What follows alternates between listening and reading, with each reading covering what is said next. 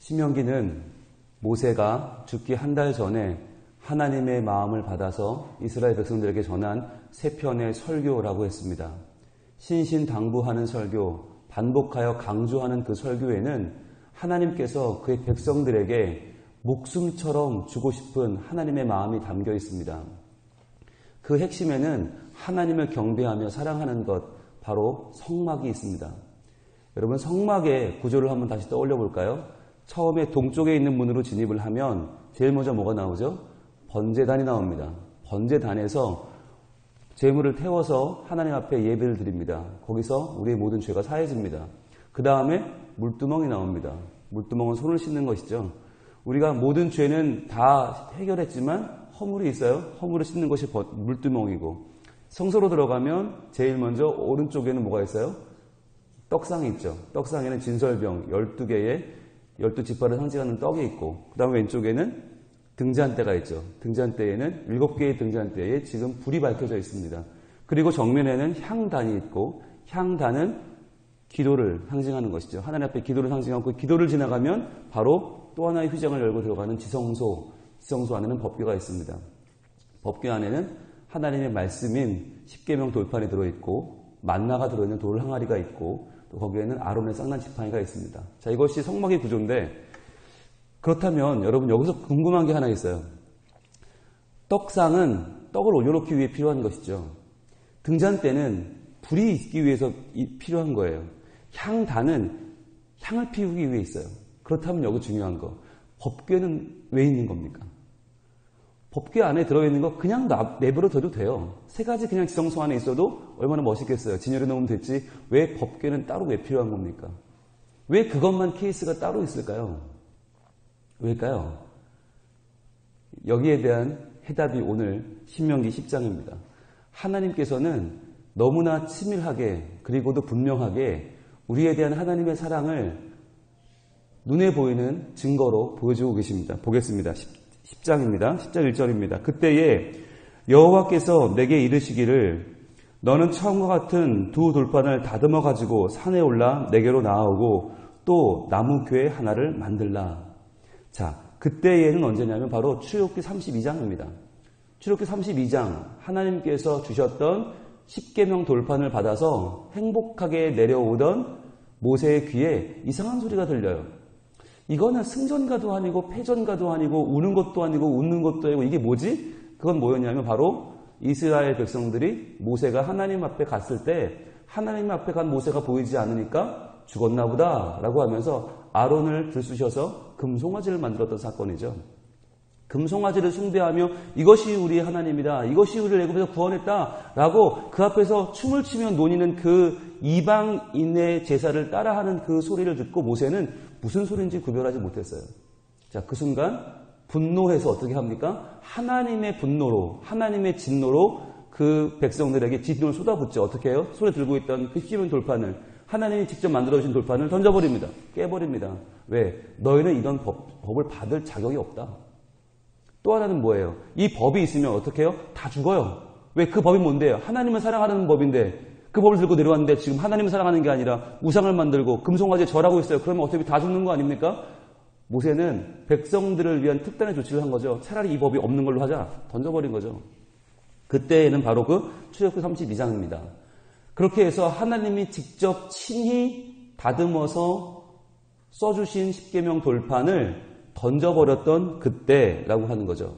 그때에 여호와께서 어떻게 하세요?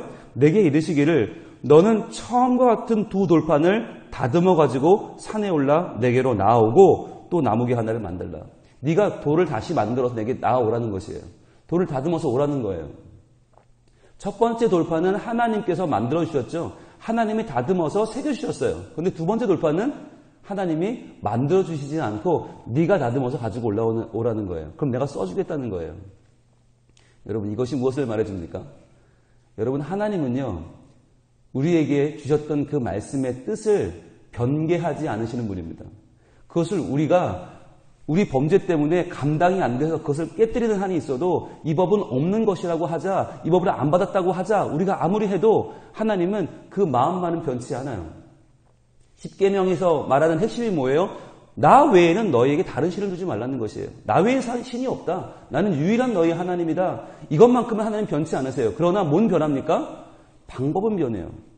처음에는 내가 돌을 다듬어서 써주었지만 두 번째는 네가 다듬어 오라는 것이에요. 여러분 이게 뭘 말하는 거냐면 우리의 죄과에는 우리의 죄성에는 항상 무엇이 따르나 죄에는 흉터가 따릅니다.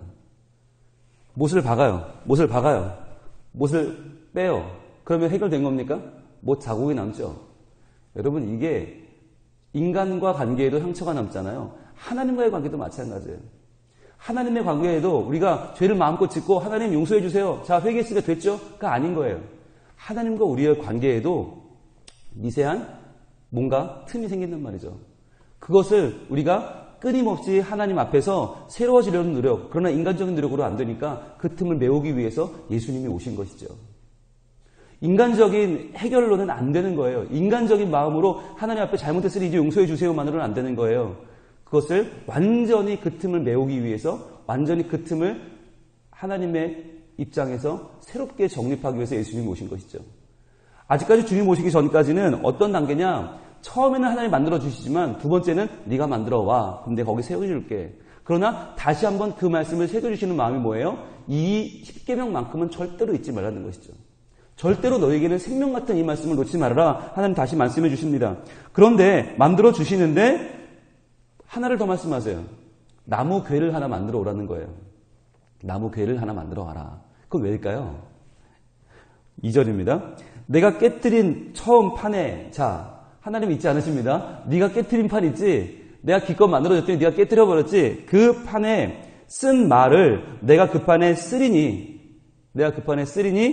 너는 그것을 그 궤에 넣으라 하시기로 내가 조각목으로 궤를 만들고 처음과 같은 돌판 둘을 다듬어 손에 들고 산에 오르매 그랬어요. 자, 하나님 뭐라고 말씀하십니까? 내가 이번에 네가 만들어 온 그 돌판에 똑같이 써줄 테니까 그걸 어떻게 하라고요? 어디 넣으라고요? 궤에 넣으라 그러는 거예요. 자, 왜 궤에 넣어야 됩니까? 처음엔 그냥 손에 들고 갔잖아요. 그 위대한 하나님의 작품을 손에 들고 내려갔잖아요. 그런데 왜 이번에는 궤에 넣어서 들고 가라고 합니까? 모세를 아시는 거죠. 모세의 성격을 아시는 거죠. 이것도 들고 가다가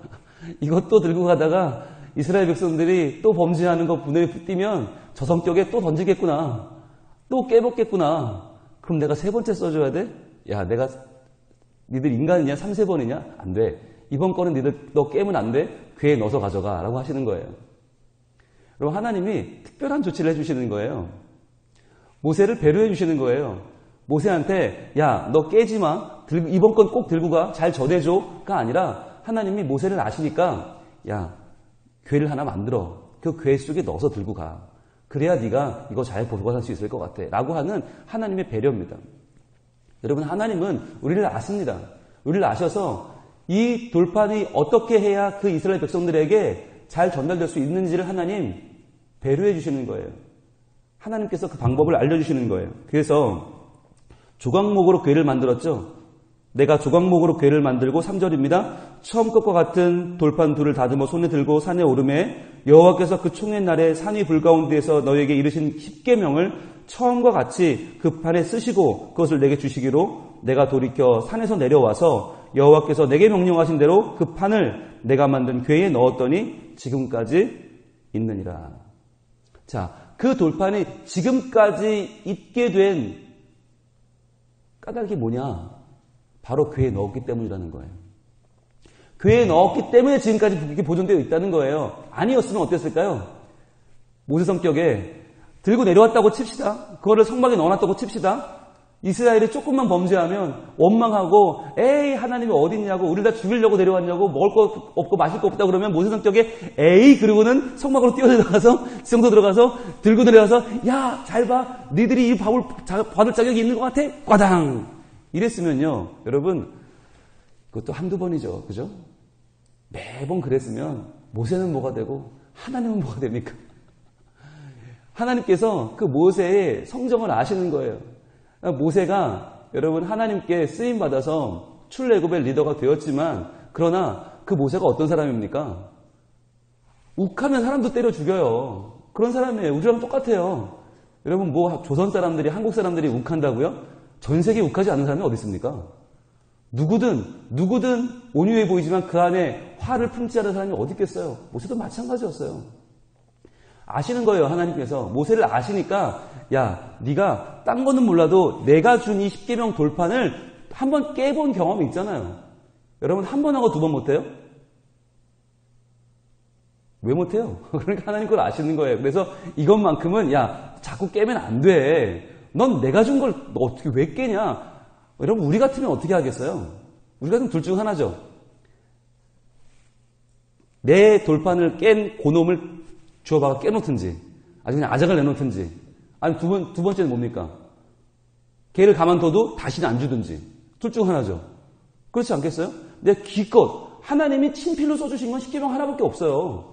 아무것도 없어요. 하나님이 친필로 여러분 역사상 없어요. 그걸 깨버려요? 와 정말 모세도 엄청난 성격이죠. 그러나 하나님은 그 성격까지도 받아주시면서 다시 한번 그 돌판을 허락해 주십니다. 다시 한번 하나님이 써주시는 거예요. 그러면서 야 이거 네가 들고 내려가면 내려가면서 깨지든지 아니면 내려가서 깨질 것 같아. 그러니까 괴에 넣어. 이것만큼은 넣어라고 하는 거죠. 여러분 하나님께서 괴 속에 이 십계명을 넣게 하신 이유가 뭘까? 일단 이것을 모세의 손에서 보호하자. 그게 첫 번째였겠죠. 두 번째는 뭡니까? 이 말씀의 순전함을 유지하기 위해서예요. 여러분 말씀이 그냥 오픈되어 있으면 굉장히 좋아 보이지만 그러나 여러분 이 말씀이 뭐가 됩니까? 우상이 됩니다. 사람들은 하나님이 직접 써주신 이 십계명 돌판 자체를 우상화할 것입니다. 하나님은 그걸 원하시는 것이 아니에요. 하나님은 그 안에 있는 내용을 원하는 것이지 하나님의 마음을 알라는 것이지 이 돌판 자체를 우상하려는 마음이 없으셨어요. 그래서 차라리 괴에 넣으라는 거예요. 괴에 넣어서 감추고 이것을 또 어디 넣어요? 지성소에 넣어요. 지성소는 아무나 들어갈 수 있는 곳이 아니잖아요. 거기는 1년에 한 번 대속죄일에 대제사장만 들어가잖아요. 그러니까 완전히 통제해서 이 마음만은 모두가 암기하고 외우고 그대로 살되 그러나 그 돌판 자체는 감추신 거죠. 그렇게 해서 이 말씀의 순전성이 보존되도록 말이죠. 그렇지 않았다면 이게 오픈되어 공개되어 있었다면 누구라도 거기에 어떤 자기의 의도에 따라서 말씀을 가감하고 싶은 의도가 왜 없었겠습니까? 내 뜻대로 내가 왕이라면 왕에게 잘해라, 충성해라 넣고 싶지 않았겠어요? 내가 남편이라면 남편에게 잘해라, 내가 아버지라면 아버지한테 잘해라 왜 하고 쓰고 싶지 않았겠어요? 누구든. 그러나 하나님은 하나님의 말씀을 순전하게 보호하기 위해서 괴에 넣으신 것입니다. 그리고 그것이 대대로 보존되어서 하나님을 오직 순전한 마음으로 사랑하는 민족을 만드는 것이지요. 그리고 하나님께서 그 주의 말씀이 적힌 돌판을 다시 한번 적어주셨다라고 하는 것은 또 다른 의미가 있습니다. 그것은 바로 하나님께서 재창조하시는 분이라는 뜻입니다. 하나님은 가장 좋은 것을 창조하십니다. 그러나 하나님은 가장 좋은 것을 창조하는 것으로 하나님의 창조 사역을 끝내지 않으십니다. 왜냐하면 인간은 부패하고 인간은 죄악이 있으며 인간은 하나님의 창조물을 그냥 두고 보지 못해요. 인간에게는 파괴하는 속성이 있어요. 하나님은 그것까지 아시고 어떻게 해요? 재창조하시는 분이십니다. 많은 사람들이 이야기합니다. 하나님은 세상을 창조했지만 그 뒤로는 손을 놓고 있다. 하나님은 세상을 창조한 이후로는 손을 놓고 세상이 돌아가도록 그냥 구경하고 있다라고 말하는 사람들이 많이 있습니다. 소위 이신론입니다. 그러나 하나님은 그런 분이 아니십니다. 한번 써준 십계명 돌판이 인간의 죄악 때문에 인간의 죄성을 견디지 못하고 부셔져 버리면 하나님은 다시 쓰십니다. 다시 말씀하십니다. 다시 우리에게 하나님의 마음을 주십니다. 그 사랑을 주시고 은혜를 부어 주십니다. 그분이 하나님이십니다. 그 하나님을 시편 기자는 이렇게 노래합니다. 시편 71편입니다. 시편 71편 19절로 갑니다. 하나님의 재창조 사역은 과연 어떤 것인가? 하나님은 어떻게 새롭게 주의 작품들을 다시 만들어 가시는가? 시편 71편 19절 구약성경 853쪽입니다. 시편 71편 19절입니다. 하나님이여 주의 의가 또한 지극히 높으시니이다. 하나님이여 주께서 큰 일을 행하셨사오니 누가 주와 같으리이까? 자, 얼마나 큰 일이길래 주께서 큰 일, 지극히 높다고 말씀하는 걸까요? 20절입니다. 우리에게 여러 가지 심한 고난을 보이신 주께서, 자, 심한 고난을 보이셨다. 우리가 죽을 위기에 처했다는 거예요. 이미 죽었다는 거예요. 그런데 우리를 다시 살리사, 이거죠. 노란색으로 쫙 가보세요. 우리를 다시 살리사. 하나님은 우리에게 생명을 주시고는 끝이 아니라 우리가 수많은 고난을 보고 수많은 고난에 아파할 때 다시 한번 우리를 살리시는 하나님이시다. 재창조하시는 하나님이라고 말씀하는 것입니다. 다시 살리사 땅 깊은 곳에서 다시 이끌어 올리시리이다. 하나님은 땅에서 우리를 지으셨잖아요. 우리를 땅의 흙으로 지으셨잖아요. 우리를 창조하셨어요. 그런데 하나님은 그러나 다시 한번 우리의 죄 때문에 죽어가는 우리의 상황 속에서 고난받고 슬퍼하며 이 땅으로 다시금 떨어져 내려가는 우리를 그 땅을 다시 한번 건져 올리신다는 것이에요. 다시 한번 생명을 주시는 것입니다. 여러분, 이렇게 우리를 재창조하시는 하나님은 결국 우리의 구원 역사를 이러한 재창조로 이루십니다. 바로 예수 그리스도의 부활의 사건이 그것입니다. 누가복음 24장으로 갑니다. 누가복음 24장. 신약에서 우리 예수님의 부활 사건이 어떻게 재창조와 연결이 되는가 보겠습니다. 누가복음 24장 6절. 예수님께서 돌무덤 가운데에서 무덤문을 굴리시고 부활하신 그날 천사들이 이렇게 말합니다.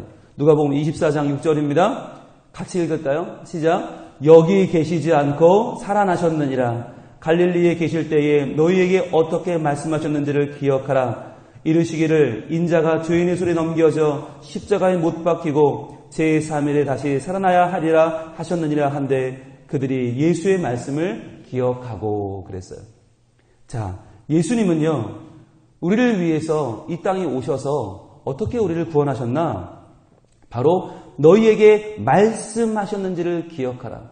말씀하셨어요. 이미 이것은 어쩌다 우연히 벌어진 사건이 아니에요. 부활의 사건은 이미 말씀하셨고 이미 하나님께서 우리에게 주신 하나님의 재창조 사역이 일어난 것이에요. 7절이죠. 이르시기를 인자가 죄인의 손에 넘겨져 십자가에 못 박히고 죽는다는 거죠. 죽어요. 완전히 파괴돼요. 그 파괴되었던 그분이 제3일에 다시 살아나야 하리라 하셨느니라 한데 그들이 예수의 말씀을 기억했다. 이것이 성경의 증언입니다. 오늘 말씀으로 돌아옵니다. 신명기 10장은 파괴된 말씀이 회복되는 장면을 보여주고 있습니다. 이 파괴된 말씀은 두 가지입니다. 십계명만이 아니라 스스로 목숨을 내던져 우리를 위하여 스스로 죽음으로 떨어져 파괴되신 말씀 중에 말씀이신 진리의 말씀 되신 예수 그리스도를 보여주는 것입니다. 예수님께서 우리의 죄성 때문에 이 땅에 오셔서 죽으셨어요. 파괴되셨어요. 그러나 하나님이 그분을 다시 살리셨습니다.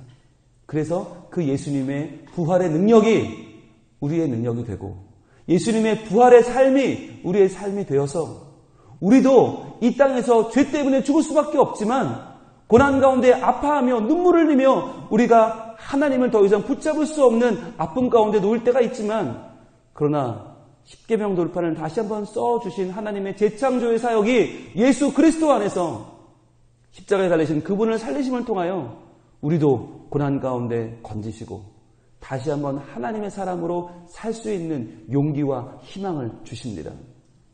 이것이 오늘 다시 한번 쓰여진 십계명 돌판에 담겨있는 하나님의 마음입니다. 처음 깨어진 그 돌판을 두 번째는 궤에 담아서 이제는 그 순전함이 보존되게 하시는 것, 다시 한번 하나님의 은혜가 주어질 때에는 이전보다 더 큰 은혜가 주어져서 하나님이 더 크게 보호해 주시는 것, 이것이 우리의 살아가는 삶인 줄로 믿습니다. 우리는 범죄하여 하나님 앞에 아무것도 내세울 것 없는 죄인입니다. 그러나 이런 죄인을 위해서 예수님이 오셨습니다. 그분이 우리를 살리십니다. 이제부터 우리의 삶은요, 그냥 거저 구원만 받은 간신히 턱걸이로 구원받은 인생이 아니라 구원받은 우리를 궤에 넣어 보존하시며 하나님의 사람으로 순전케 하시고 하나님의 사람으로 더욱더 세상을 변화시키는 능력이 우리에게 있게 하는 줄로 믿습니다. 그래서 이스라엘 백성들이 가는 곳마다 이 법궤가 따라가면서 이 법궤가 하나님의 임재를 상징하고 그들의 삶 가운데 놀라운 하나님의 빛이 임했던 것처럼 우리가 다시금 회복된 하나님의 말씀이 되어서 우리의 삶을 비출 때 우리가 서 있는 우리의 가정과 우리의 직장과 우리의 사회가 하나님의 말씀으로 새로워지고 그 말씀의 능력이 비추어져서 우리가 살고 우리의 이웃이 살고 다음 세대가 살고 이 땅을 살려내는 하나님의 회복된 말씀으로 다시 한번 우리가 우뚝 서게 되기를 우리 하나님 원하고 계십니다. 기도하겠습니다. 하나님께서는 십계명 돌판을 친히 다듬어 친히 적어주셨지만 그 돌판은 인간들의 죄성에 의해서 바닥에 내동댕이 쳐지고 깨어져 버렸습니다. 그러나 하나님, 이것을 하나님께서는 다시 한번 적어주시며 다시 한번 그 말씀대로 살아갈 것을 말씀하십니다. 이 회복되어진 돌판 가운데 저희들을 다시 한번 살리기를 원하시는 하나님의 애타는 심정을 봅니다. 우리를 다시 한번 재창조하셔서 죽음 가운데 놓인 우리를 살리시는 주님의 손길을 봅니다. 또한 우리를 살리기 위하여 예수 그리스도께서 이 땅에 오셔서 스스로 파괴되어 죽으시고 그러나 다시 한번 사셔서 부활하신 주님이 우리를 살리는 능력이 됨을 믿습니다. 저희들 아무리 힘들어도 아무리 괴로워도 살아가는 매일매일의 순간이 고통일지라도 다시 한번 우리를 그 땅 가운데서 이끌어 올리시며 우리를 다시금 살려내시는 하나님의 손길을 붙잡게 하여 주시옵소서. 그리하여 오늘도 회복된 말씀이 되어서 주의 말씀을 품고 그 말씀으로 살아 그 말씀의 능력을 우리 삶에 심고자 원하시는 하나님의 마음을 따라 저희들 그 말씀의 빛을 비추며 살아가는 주의 자녀로 온전히 서게 하여 주시옵소서. 이번 한 주간도 주님의 은혜로 살기를 원하오니 주여 말씀하시고 우리가 그 말씀을 지키지 못하고 그 말씀을 이루지 못하는 그 순간에도 다시 한번 그 말씀을 회복시키셔서 다시 한번 우리가 그 말씀으로 일어서는 그 말씀으로 살아나는 그 말씀을 비추는 주의 백성으로 살게 하여 주시옵소서. 예수님 이름으로 기도합니다. 아멘.